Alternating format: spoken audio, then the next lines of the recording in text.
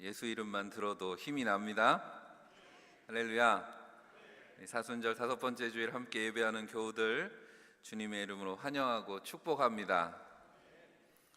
우리가 지난주에 환우들을 위해서 기도할 때 우리 장로님 위해서도 기도하고 또 우리 김명환 권사님 위해서도 기도하고 오늘 김명환 권사님 같이 예배하시는데 감사합니다. 우리 송영승 권사님도 오래간만에 오셨다고 하는데 환영합니다. 사순절 세일에 기도하는 시간, 우리 가운데 그런 치유와 회복의 기적의 역사들을 날마다 새롭게 경험하기를 간절히 바랍니다.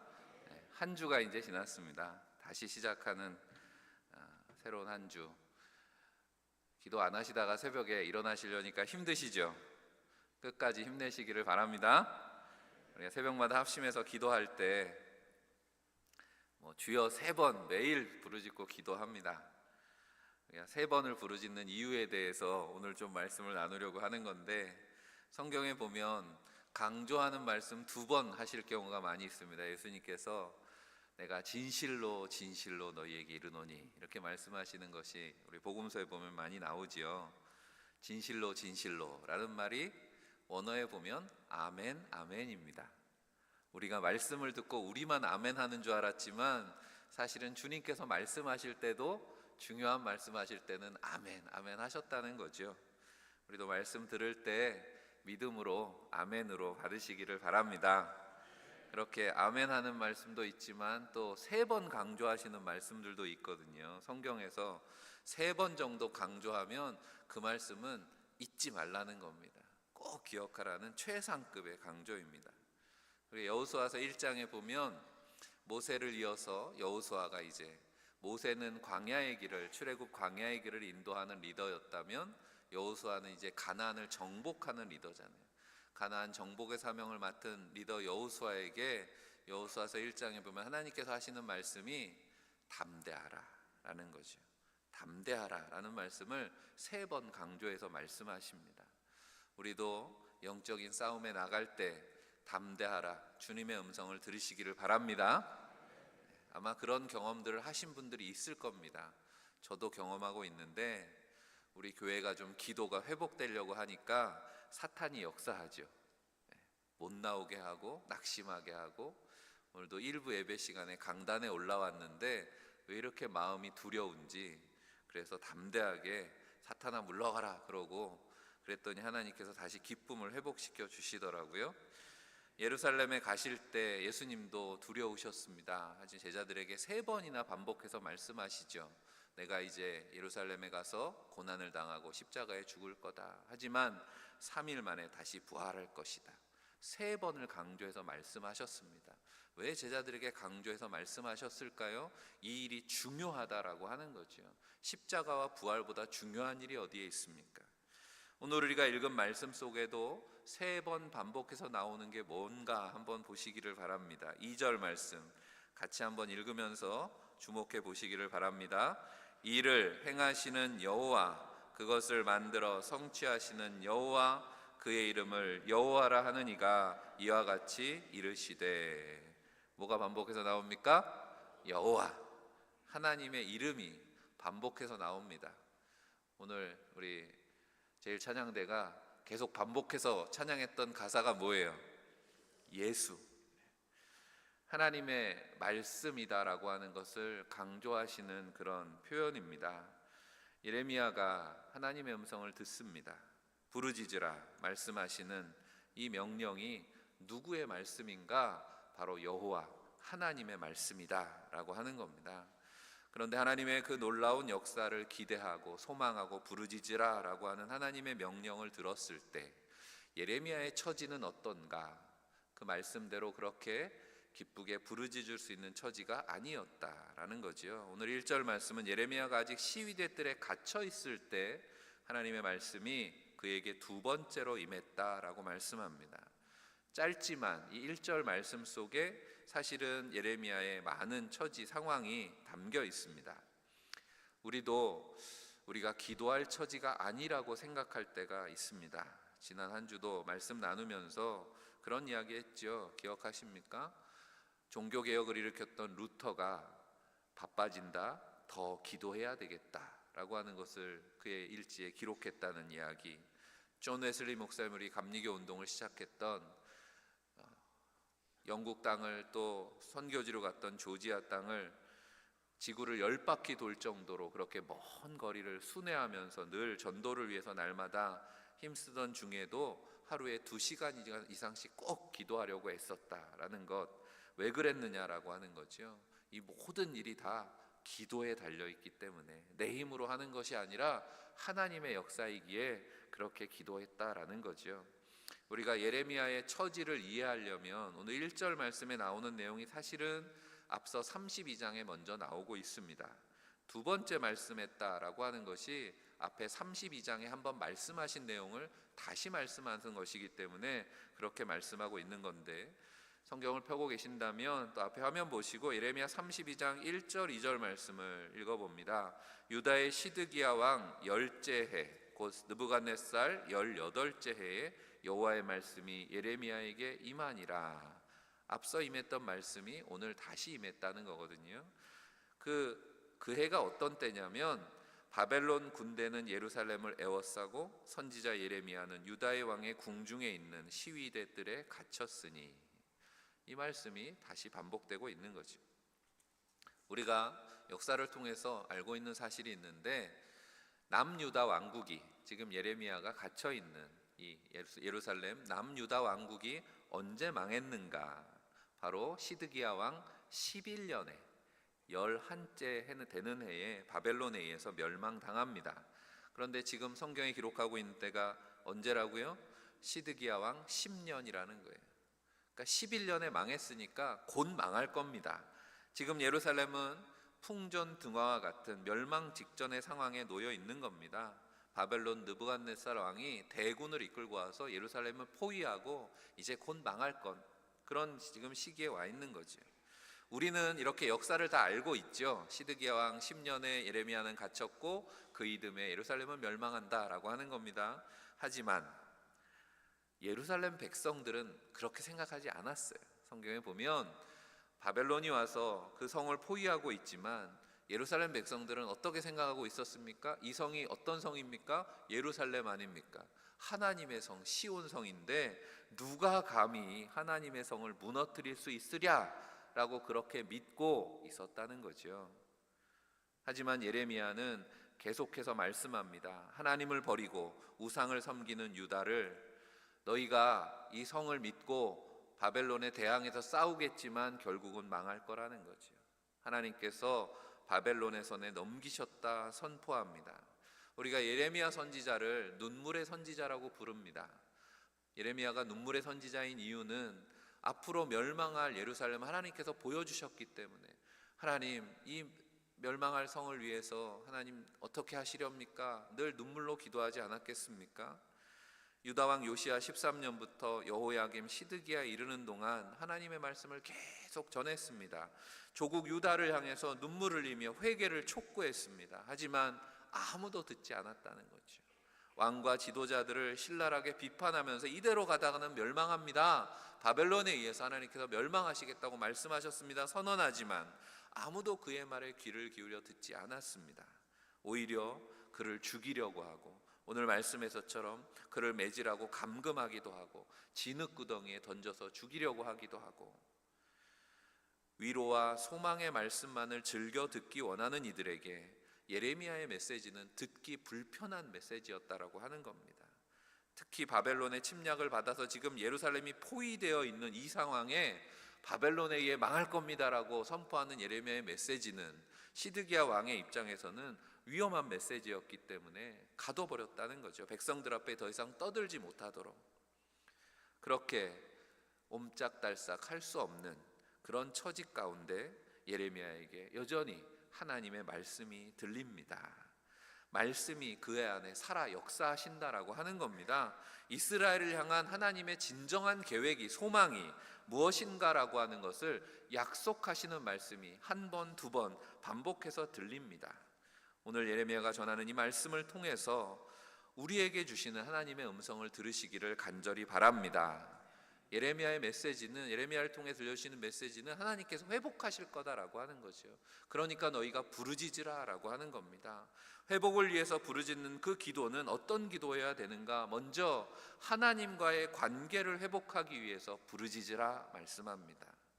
우리가 사순절을 회복을 소망하라 라고 하는 로마서의 말씀을 가지고 주제로 기도하고 있습니다.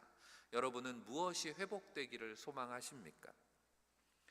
새벽에 오시는 분들에게는 순서지를 나눠드리고 거기에 합심해서 기도할 제목, 또 우리가 영혼들을 위해 기도할 제목, 그 다음에 나의 회복을 위해 기도할 제목을 쓰고 우리 기도하자 그랬는데, 무엇보다 하나님과의 관계를 회복하시기를 간절히 바랍니다. 우리가 부르짖어야 될 가장 중요한 기도의 제목이 아닙니까? 우리 교회 세일의 기도의 묵상집 차례에 세일의 동안에 전할 말씀들을 쭉 적어놓은 차례 맨 마지막에 있는 성경 구절이 뭔지 혹시 기억하세요? 앞에 보시면 히브리서 12장 2절 전반에 있는 말씀입니다. 같이 한번 읽어보겠습니다. 믿음의 주요 온전케 하시는 이인 예수를 바라보자. 아멘.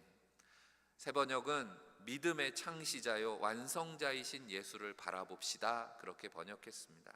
우리의 믿음을 완성하시기 위해서 십자가 고난을 참으신 주님을 바라보라 라고 하는 말씀입니다.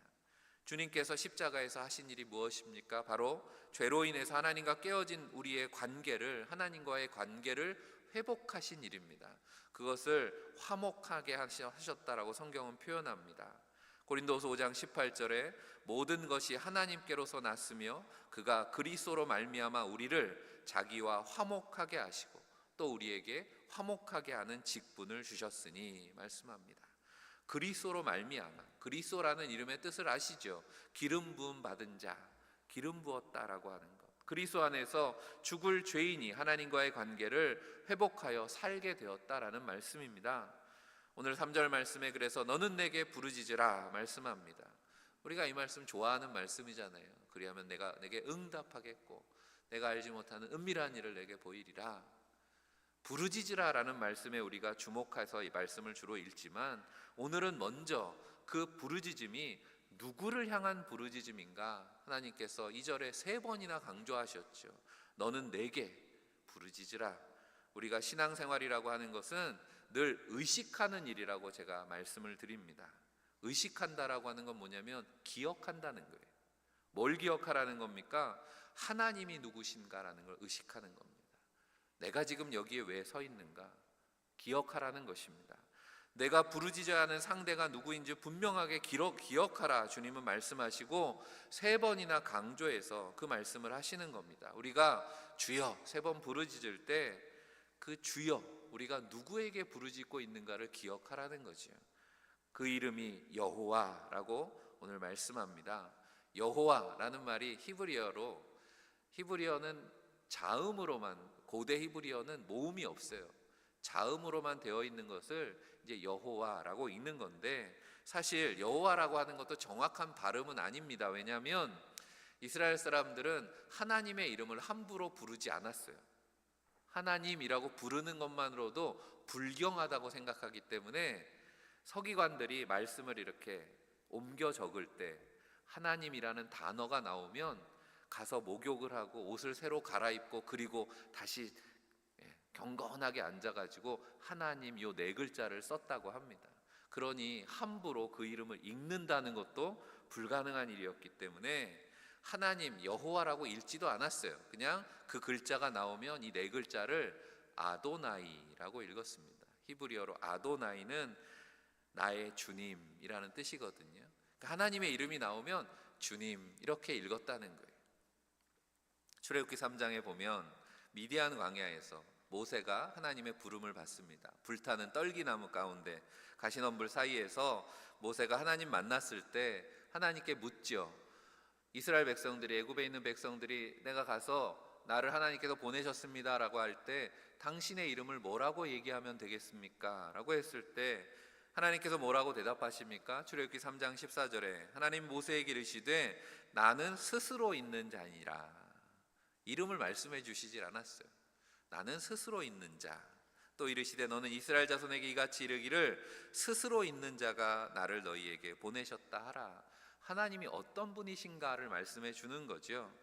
이사야서 41장 4절에 보면 나 여호와라 처음에도 나요 나중에 있을 자에게도 내가 곧 그니라. 이 말씀을 요한계시록 1장 8절에는 주 하나님 이르시되 나는 알파와 오메가라 이제도 있고 전에도 있었고 장차 올 자요 전능한 자라 하시더라. 하나님이 어떤 분이신가?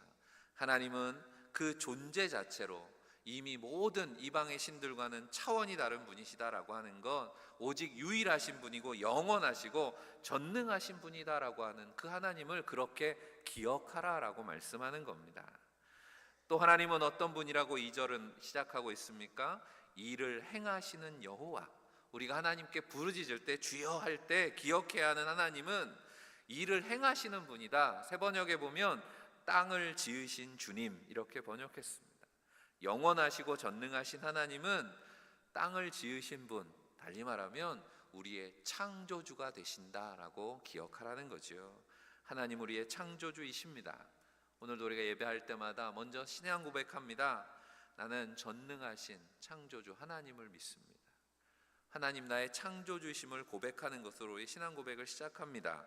성경도 마찬가지입니다. 성경책은 이스라엘의 역사도 아니고 우리 신앙을 담은 교리책도 아니고 신앙의 고백이 담긴 책이라고 저는 말씀을 드립니다. 왜냐하면 창세기 1장 1절이 어떻게 시작한다고요? 태초에 하나님이 천지를 창조하셨느니라. 무슨 말이에요? 하나님이 천지를 창조하신 내가 믿는 하나님 창조주이십니다라는 고백으로 성경이 시작되고 있다라고 하는 거죠. 무슨 말입니까? 우리가 성경을 읽을 때 하나님이 나의 창조주가 되십니다라는 고백을 넘기지 못하면 그 다음을 읽을 수가 없다, 이해할 수가 없다는 겁니다. 결국 하나님의 일하심은 창조 역사의 연장입니다.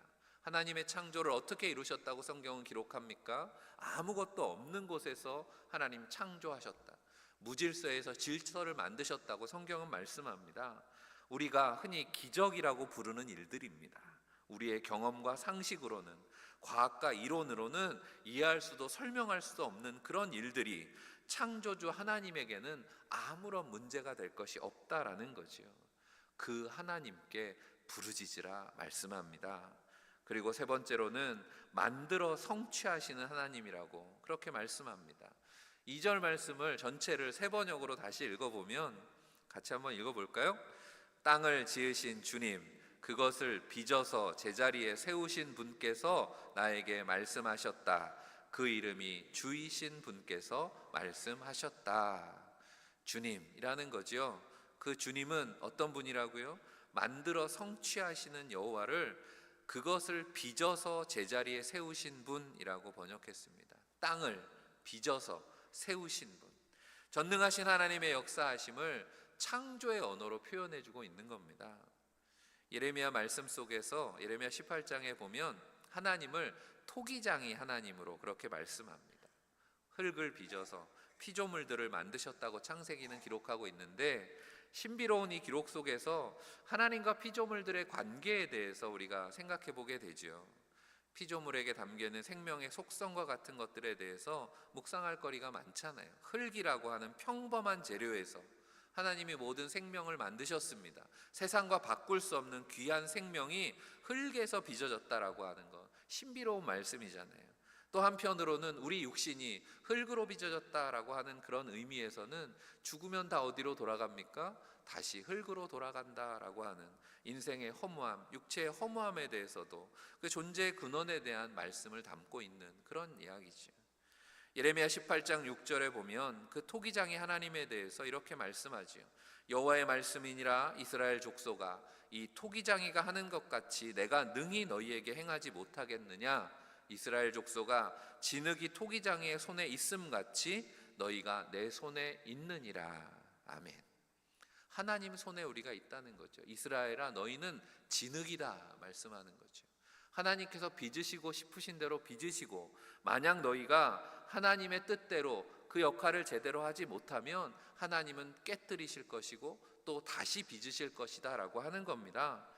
왜 나를 이렇게 만드셨느냐, 불평하는 것도 피조물에겐 해당되는 이야기가 아니고, 만약 지으신 이의 목적에 어긋날 경우에 하나님은 깨뜨리시고 다시 빚으시는 하나님이시다, 이 말씀을 하고 있는 거죠. 우리가 주여 부르짖을 때마다 하나님 우리의 창조주가 되시고 변함없이 우리 안에 역사하시는 하나님의 전능하심이, 그 능력이 하나님께 있음을 의지하면서 우리를 통해서 하나님의 뜻이 이루어짐을 늘 믿음으로 기도하는 저와 여러분들이 되시기를 바랍니다.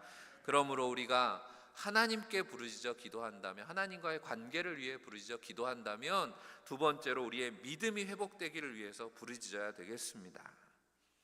새해일의 한 주 동안 오래간만에 새벽기도 나와서 기도했더니 어떻습니까? 기도가 좀 회복되셨습니까?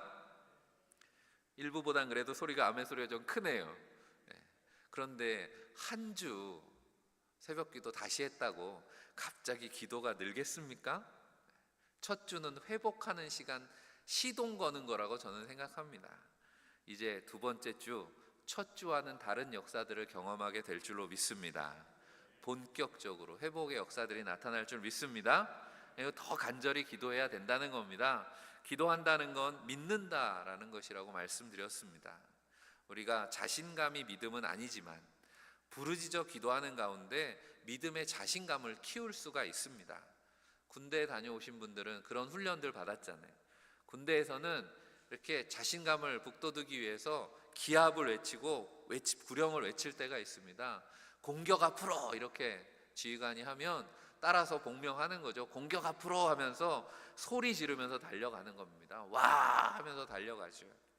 왜 그럴까요? 전쟁터는 두려운 곳이기 때문에 그렇습니다. 우리를 두렵게 하는 소리들이 많기 때문에 그거를 누르기 위해서 내 소리를 더 크게 지르는 거죠.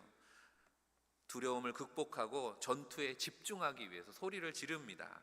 로마서 10장 10절 말씀에 사람이 마음으로 믿어 의에 이르고 입으로 시인하여 구원에 이르느니라 말씀합니다. 이 말씀에 믿음은 마음의 문제라고 하는 중요한 말씀을 합니다.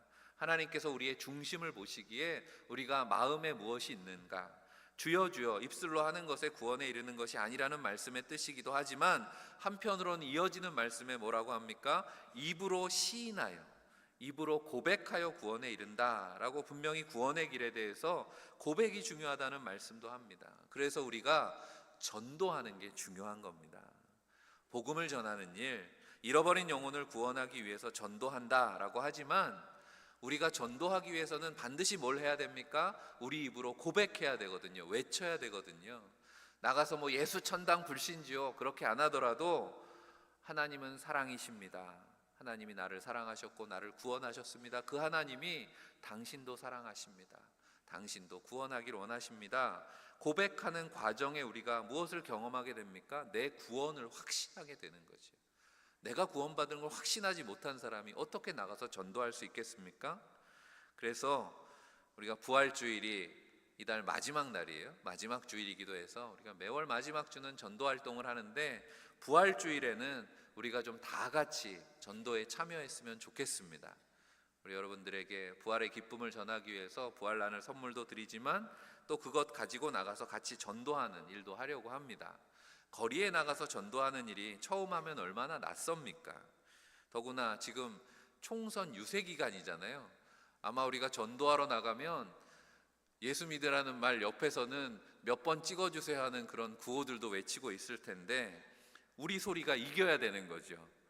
예수님이 우리를 구원하셨습니다. 부활하셨습니다.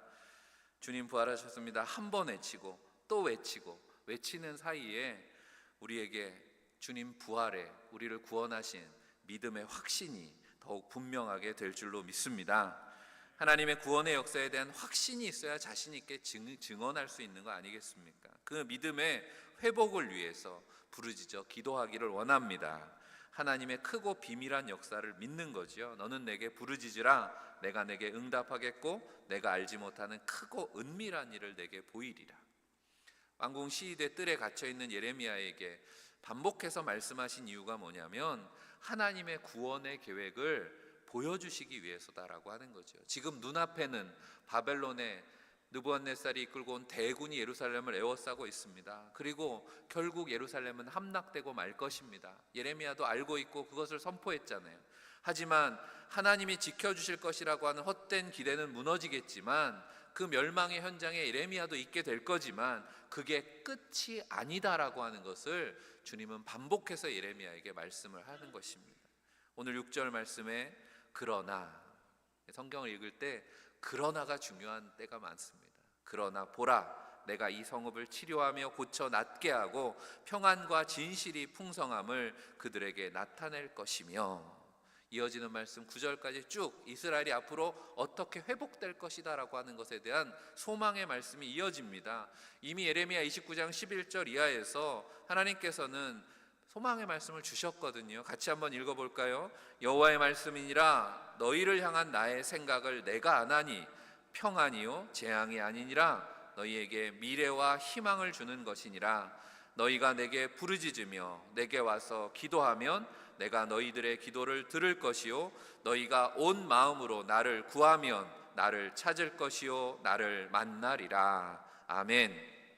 눈앞에 재앙으로 여겨지는 문제 앞에서 우리를 부르짖게 하시는 이유가 여기에 있다는 것입니다. 문제가 아니라 하나님께 집중함으로 주의 이름을 부를 때마다 우리의 믿음을 회복시켜 주시기를 위함이고, 믿음의 기도를 통해서 우리 안에 주님이 정말 주고자 원하시는 평안과 소망을 주기 원하시기 때문입니다. 그 믿음 가지고 부르짖어 기도하는 여러분들이 되시기를 바랍니다. 마지막으로 우리가 부르짖어야 되는 이유는 영적인 능력을 회복하기 위해서 그렇습니다. 우리가 살면서 부르짖을 때가 있습니다. 태어나면서부터 사실은 우리는 부르짖고 태어났습니다. 그렇죠? 목사님 모르시는 말씀입니다. 저는 태어날 때 부르짖지 않았습니다. 자신 있게 얘기하실 분이 있습니까? 왜 그렇습니까? 엄마 뱃속에서 태어난 아기는 처음에는 뱃속에서는 양수 속에서 살았거든요. 되게 신비한 거죠. 엄마 뱃속에는 물 속에서 있다가 태어나서는 공기를 호흡해야 되기 때문에 태어나면 어떻게 해요? 폐에 있는 그걸 다 쏟아내야 되는 겁니다. 그러니 울어야 되는 거죠. 부르짖어야지 호흡을 시작할 수 있기 때문에 살기 위해서 울어야 되는 겁니다. 그러니 아이가 태어났는데 울지 않으면 어떻게 해요? 때려서라도 울게 하는 거잖아요. 그래서 응애 하면 이제 아이는 울부짖는데 가족들은 어떻게 합니까? 기뻐하죠. 와, 이제 살았다, 살았다. 갓 태어난 아기의 울음소리에 모두가 기뻐합니다. 살았다는 증거이기 때문에 우리가 부르짖어 기도하고 찬양하는 소리도 마찬가지입니다. 우리가 기도하고 찬양한다는 건 우리 영이 살아있다는 증거고, 우리의 기도와 찬양을 하나님께서 기뻐하시는 줄 믿습니다. 우리가 주여 외치고 기도하자는 이유도 비슷한 거예요. 잠들어 있는 우리의 영혼을 깨우기 위함입니다. 물론 영적인 훈련이 되고 신앙의 수준이 깊어지면 그렇게 부르짖지 않아도 기도할 수 있습니다. 또 어떤 분들은 목사님 저는 조용히 기도하는 게 좋아요, 그런 분들도 있습니다. 신앙의 스펙트럼이라고 하는 게 있으니까 외향적인 사람도 있고 내성적인 사람도 있기 때문에 음악을 크게 틀어놔야 그래야 주변 의식하지 않고 부르짖어 기도할 수 있는 분들도 있고, 어떤 분들은 조용한 분위기에서 있어야지 기도에 깊이 들어가는 분들도 있습니다. 하지만 우리가 영적으로 침체를 겪고 있을 때는, 교회가 부흥할 때는 언제나 부르짖음이 있었다라고 하는 겁니다. 마치 다시 태어난 아기의 울부짖음 같이 다시 생명의 호흡을 살리기 위해서 부르짖는다라고 하는 거죠. 우리가 부르짖을 때마다 기억해야 되는 것이 있습니다. 기도할 때마다 기억하시기 바랍니다. 사탄도 부르짖는다는 거예요. 우리만 울부짖지 않습니다. 박해와 고난의 시대 가운데 있었던 초대교회 성도들을 향해서 소망의 말씀을 담고 있는 베드로전서에 보면 우리가 다 아는 말씀이지요. 베드로전서 5장 7절 8절 말씀도 같이 읽어보겠습니다. 너희 염려를 다 주께 맡기라. 이는 그가 너희를 돌보심이라. 근신하라, 깨어라. 너희 대적 마귀가 우는 사자같이 두루 다니며 삼킬 자를 찾나니. 아멘. 우리가 왜 부르짖어 기도해야 하는가? 그 이유에 대해서 마귀의 울부짖음에 맞서기 위해서, 우리의 모든 염려를 주님께 맡기기 위해서, 하나님이 우리의 돌보심을 믿기 위해서 우리가 부르짖어야 된다라고 말씀하는 겁니다. 여러분, 어두운 길을 걸을 때 두려워서 크게 찬양을 불렀던 그런 기억 가지고 있습니까? 때로 우리가 영적인 어둠을 물리치기 위해서 사탄아 물러가라 외쳐야 된다라고 하는 거지요.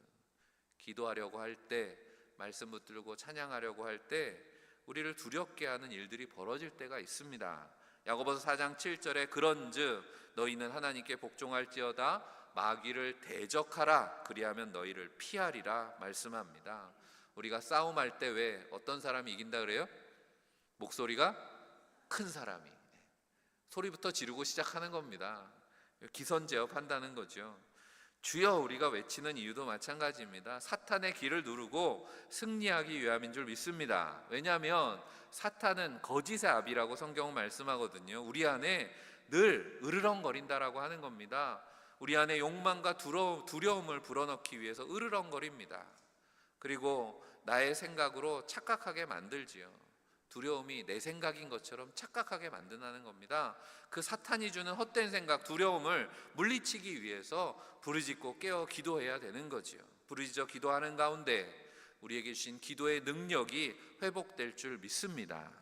주님의 약속이 있는 기도잖아요. 내 이름으로 무엇인지 구하라 그러면 응답해 주시겠다고 약속하셨습니다. 사랑하는 성도 여러분, 회복을 위해서 함께 부르짖어 기도하기를 원합니다. 우리의 그 기도를 들으시고 역사하시는 하나님이 우리 가운데 살아계심을 의식하기 위해서 부르짖으시기를 바랍니다.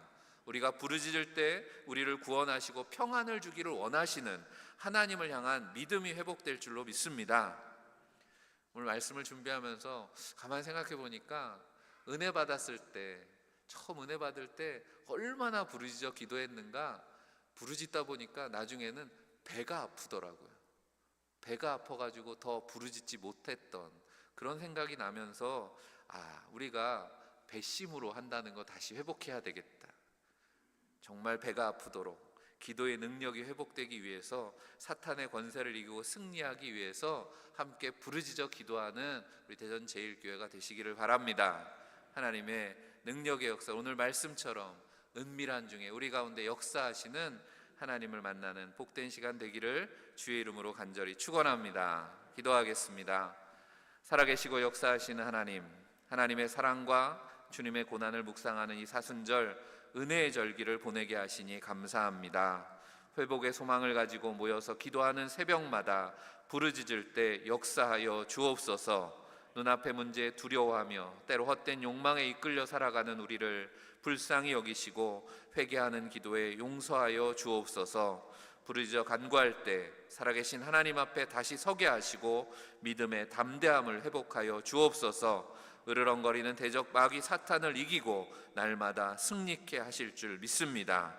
우리의 기도를 들으시는 우리 주 예수 그리스도의 이름으로 간절히 기도하옵나이다. 아멘.